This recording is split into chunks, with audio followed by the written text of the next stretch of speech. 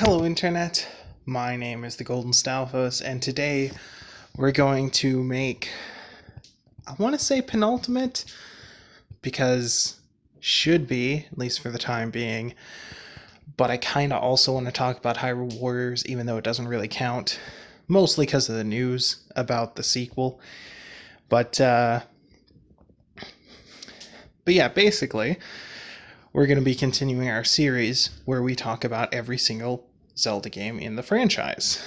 And I've already covered every game except for Link Between Worlds and Breath of the Wild. And it's a shorter list than you might have thought, isn't it? I mean, there are a couple of games that I compressed into one video, but yeah, still. So, what is there to say about A Link Between Worlds? First of all, I apologize that I don't have any footage of A Link Between Worlds because I can't capture from my 3DS and I can't find a decent way to emulate a 3DS game. So I'm just going to use footage from A Link to the Past. Hopefully that's close enough for you. So A Link Between Worlds was envisioned as a remake, sequel, reimagining type thing to A Link to the Past. It's set in the same world, but with all new sets of characters and mechanics, and some landmarks are changed. None of the dungeons are directly repeated, but there are some of the same bosses, although they're approached slightly differently because of the new mechanics in the game. So I mean, it's kind of a hard one to categorize because sometimes you're playing it and you're like, this is just exactly like A Link to the Past, and sometimes you're playing it and you're like, man, this is so different. I don't even know how I could compare them to.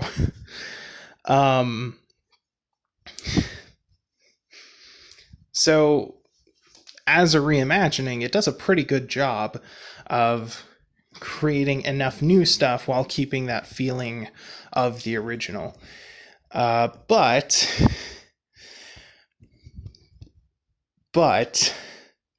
there are still some problems with it.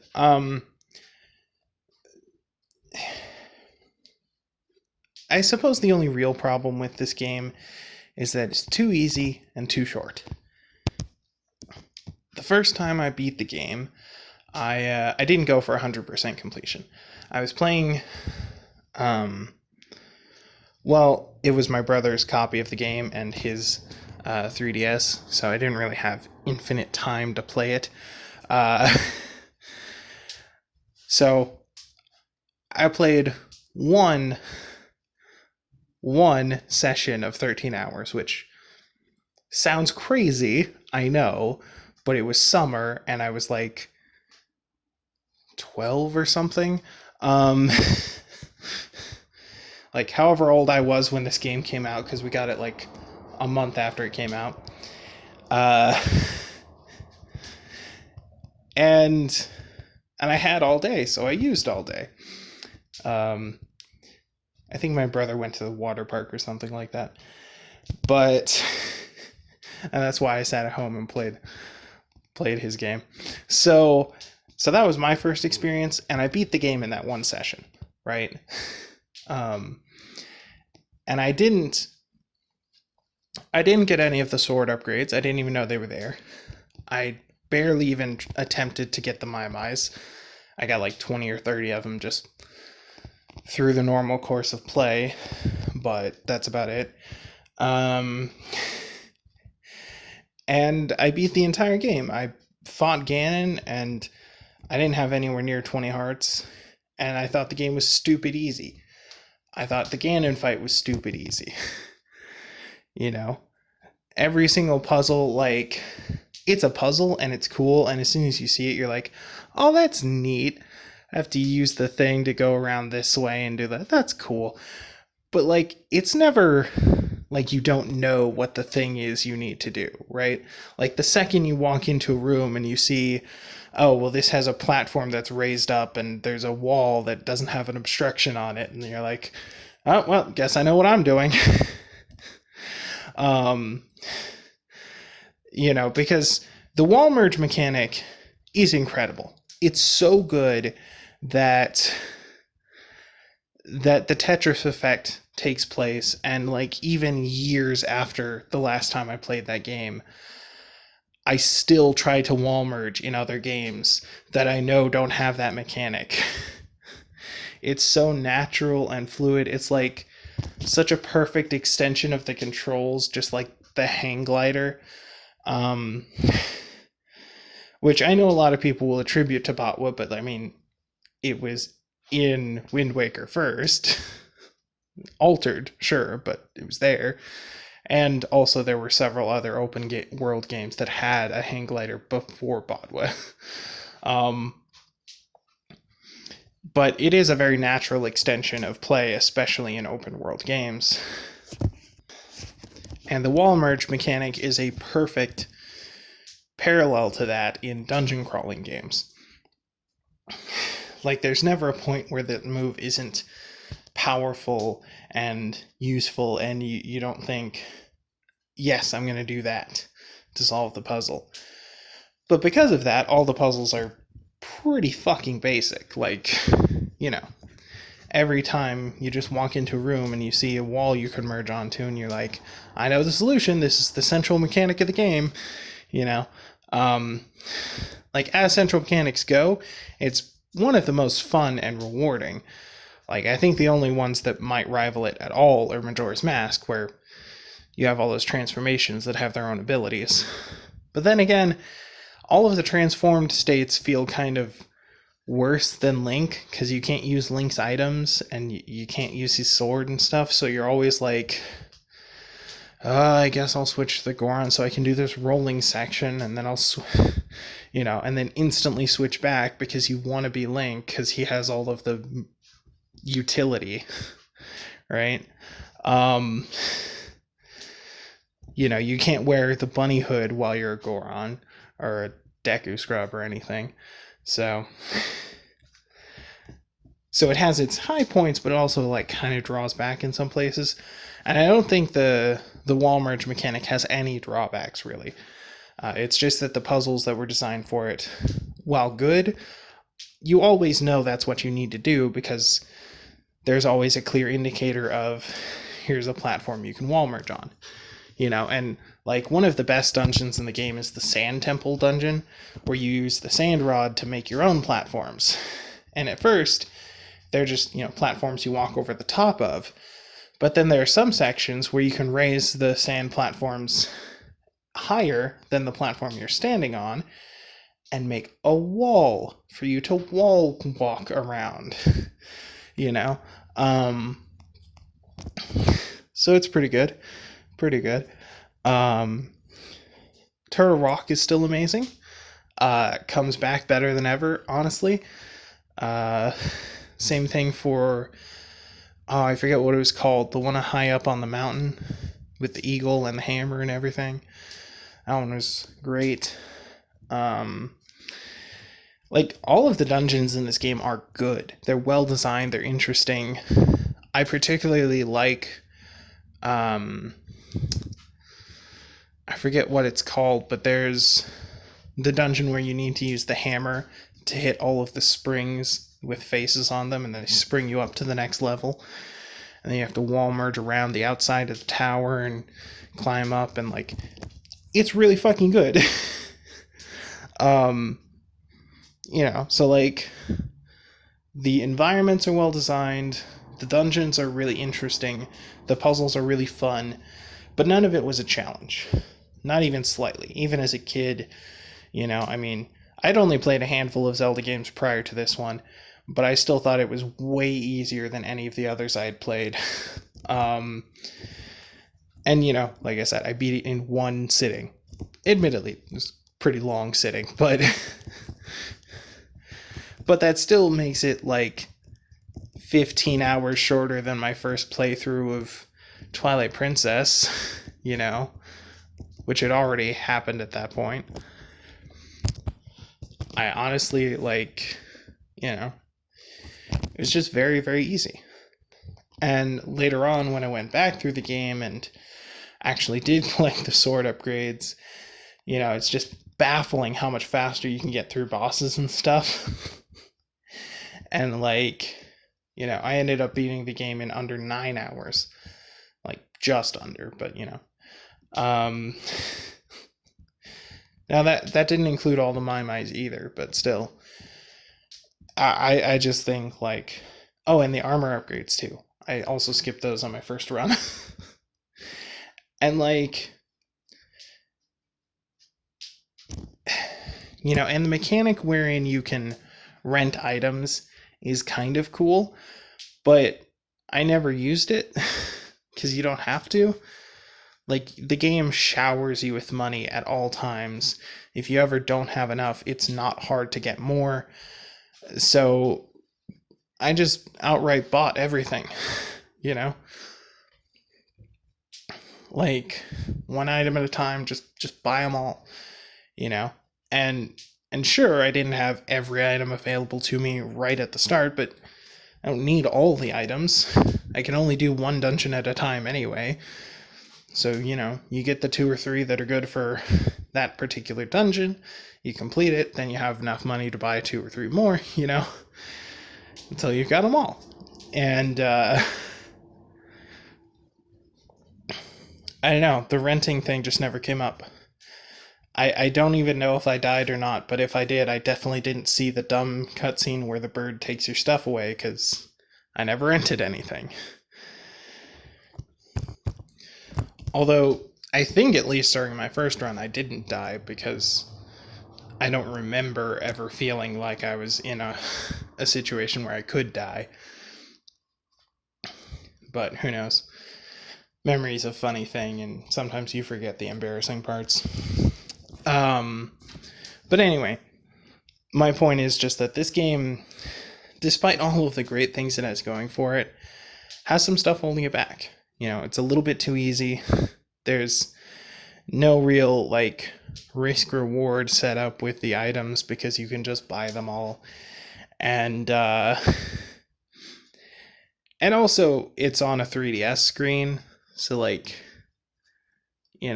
all the problems that brings along. Like, the 3DS screens, especially on the XL models, are a little bigger than the DS screens, but not enough.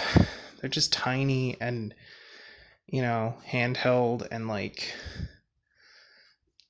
no matter what resolution you put it up to, you're just not going to get a good image quality out of it because everything's so small.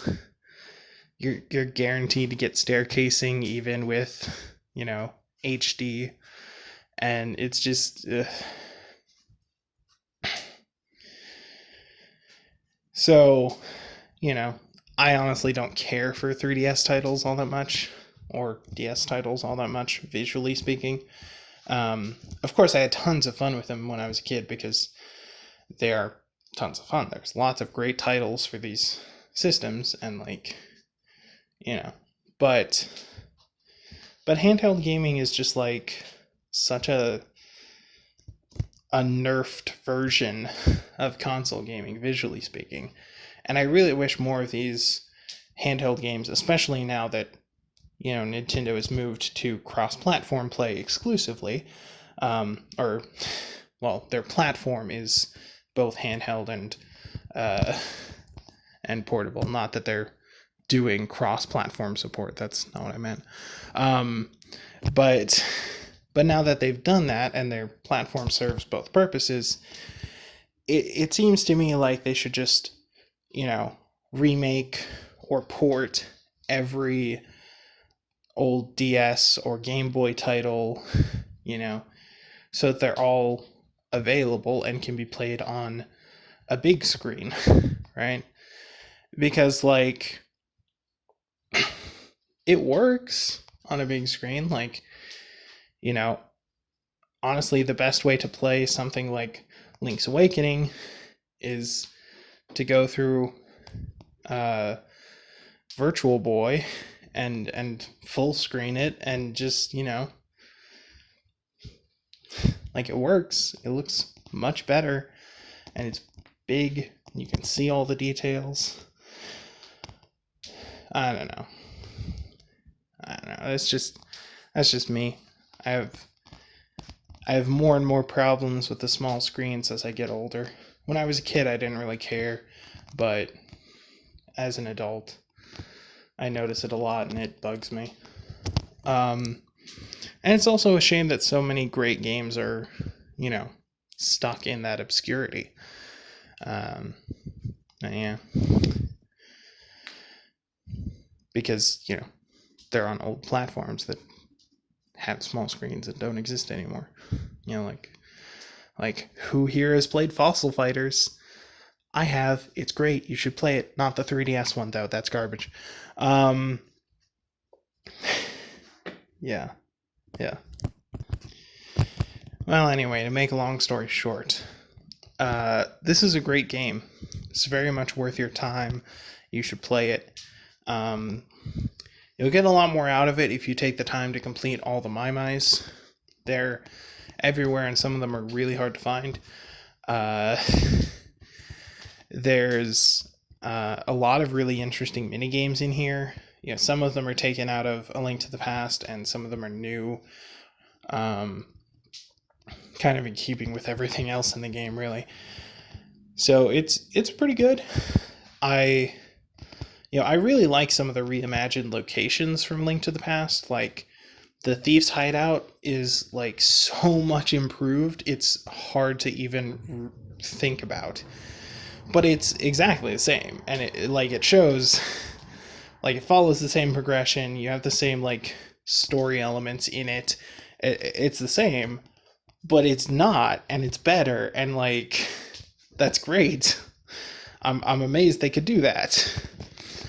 Um, the same thing kind of goes for a lot of the bosses, like that dumbass eyeball jellyfish thing with all the eye children around it. In A Link to the Past, that was my worst enemy. I don't know if I mentioned this in the Link to the Past video, but the first time I played Link to the Past on Game Boy as a kid, I couldn't get past that boss. Like, for the life of me, I couldn't get past it. I think the game glitched or something, but I wasn't dealing damage to it when I hit it with my sword, which is the thing you're supposed to do. And the only time I got any indication of damage was when I just happened to perfectly hit the eyeball with an arrow as it was zipping past. But I could never deal enough damage to kill it that way before I died. So I just gave up on it for a few years. I eventually went back and beat it, of course, but I did not have that problem in A Link Between Worlds. And in fact, part of the reason I knew I could go back and beat it is because I beat the one in A Link Between Worlds, and I was like, this is the same boss, but it does respond to sword swings, and it's fucking easy as shit, so what the hell? And then later, when I beat the boss in A Link to the Past, I did use the sword swings to beat it, and so like clearly that is how you're supposed to beat it, and I was just unlucky, it glitched or something, I don't know. Maybe I was stupid and I missed the damage indication. Not sure. But yeah.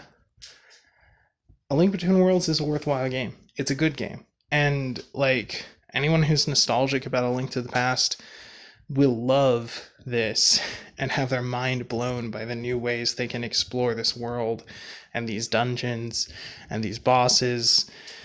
And honestly, the gameplay is really good. The open-ended nature of it, the way you can, choose which items you want to bring at any given time, it's really cool. Like I said, the only real downside is the platform and the easiness of it, which might be a result of the platform, honestly. Maybe because it was being designed for mobile, they wanted it to be, more of a lighter, bite-sized game where you can, do one mission at a time, as a lot of mobile games are, except this game doesn't have missions, it has dungeons. So you just, you go in, you do one in one sitting, and then you stop playing or whatever. That might have been their vision. I don't know. So, yeah, that's about all there is to say. Honestly, after the DS titles, I'm amazed they were able to do something so good for a portable system. But getting away from that motion control gimmick, or from that touchscreen gimmick, and actually like letting people play the game works, and it's really awesome. So yeah, that's all I got to say. Thank you all for watching, and I'll see you in the next live. Laters. Okay, end card time. I'm supposed to tell you to like, comment, subscribe, all that stupid YouTube shit. There's a bell thingy, whatever. I have all the social media stuff: Facebook, Twitter, Twitch, YouTube. Mostly I use Facebook and Twitter to tell you about my Twitch and YouTube uploads. I've got a Patreon, but Patreon is one of those things where people who can afford to throw away money give money to people who can't. And so if you can't afford to throw away money, then you shouldn't be doing that. And if you can afford to throw away money, consider charities. There's a pandemic, there's global warming, there's millions of people in the world who don't have toilets, which is just awful. So I've linked a few charities in the description down below in case you're interested in that. And if you can't donate money to a charity, consider donating some of your time, because that's also very useful. And yeah, thanks for watching. Bye.